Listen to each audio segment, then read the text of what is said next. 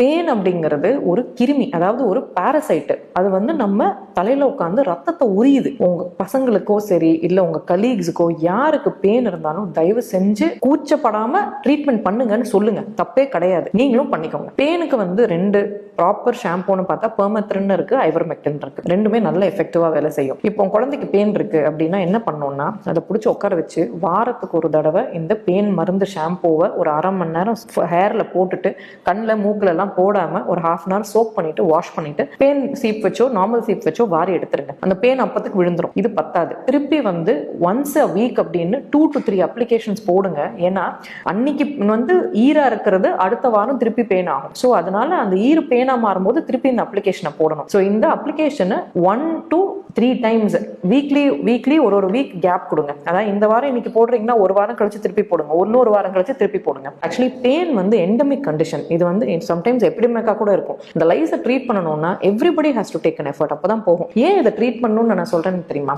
ஒன்னு பெயின் வந்து சில குழந்தைங்களுக்கு வந்து அவ்வளோ சிவியரா இருக்கும்போது ரத்தத்தை உறிஞ்சு அதுங்களுக்கு ரத்த சோர்வு, அதாவது அனீமியாவே வந்துருது. ரெண்டாவது சொரிஞ்சு பாக்டீரியல் இன்ஃபெக்ஷன் வரும்பொழுது கட்டி, அதாவது வந்து இங்க சீல் கட்டி வர்றது, இங்க வந்து உங்களுக்கு நெறி கட்டுறது, இதெல்லாம் இஷ்யூஸா இருக்கும். So it's a very very unhygienic condition.